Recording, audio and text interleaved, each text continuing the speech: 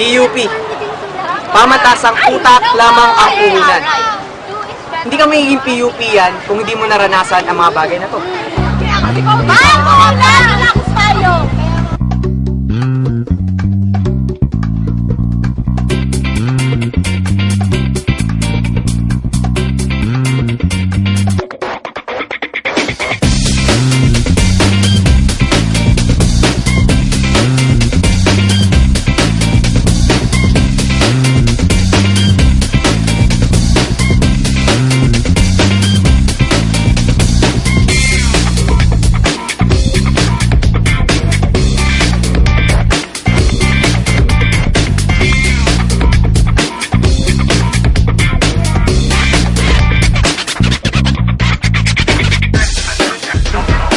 Naganda kami sa inyo ng 10 pagkain na mura na, patok pa, dito lang sa PUP.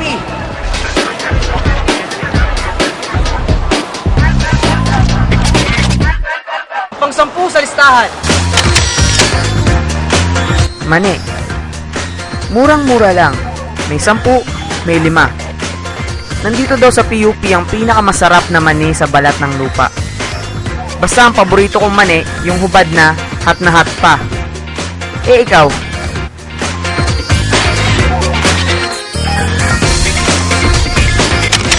Pang-siyam sa listahan. Ang banana Q ay saging na saba na tinuog sa stick. Pagkabalat ng saging, tin-deep fry ito at tinahaluan ng madaming asukal na pula. Pwedeng 3 piraso, pwede ring 2. Depende sa laki at haba ng saging. Pang-8 sa listahan. Nung nagkasakit ako, I turned to nature. Ang kukumis melo o ang melon ay tumutulong mag-detoxify ng katawan, mag-control ng blood pressure, cholesterol, at panlaban sa sakit. Ang depensa sa karamdaman, nasa melon. Pang-7 sa listahan. Siomai. Kahit saang sulok ng PUP ka pumunta, mayroong nagtitinda nito. Siguradong masarap kaya bumili ka na. Para I'll show my love for you. Kung gutom ka pa, pero wala ka ng pera, Unli Lugaw is the place to be. 8 pesos lang, may unlimited lugaw ka na. Mga rules sa Unli Lugaw. Bawal magtira. Wala ng kalamansi at bawang sa susunod na refill. Magbabayad ka kapag hindi inubos. At ang pinaka-importante sa lahat, bawal mag-share. Pang-5 sa listahan. Kwek-kwek. Ito na yata ang pinakamabilis na pagkain sa listahan. Bakit nga ba naging orange ang kwek-kwek? Ayon sa masusing pananaliksik, pag pula, parang itlog na maalat. Pag green, kasuka-suka tignan. Pag violet, hindi appealing kasi mukhang nakakalason. Kaya daw orange ang kwek-kwek kasi mas mura ang orange na food color.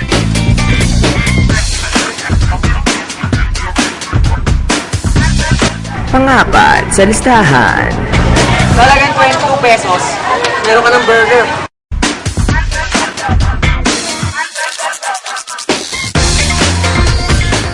Not 1, but 2 burgers.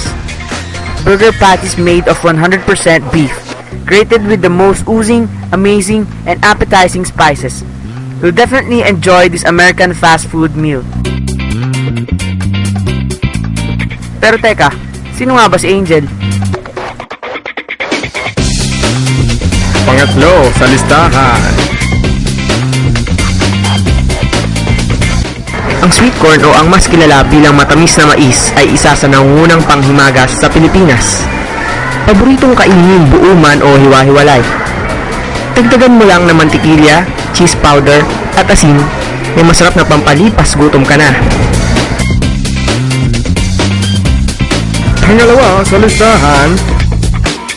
Ang calamares ay galing sa iba't ibang parte ng katawan ng pusit, na sinasawsaw muna sa harina bago ilagay sa mainit at kumukulong mantika ng kawali.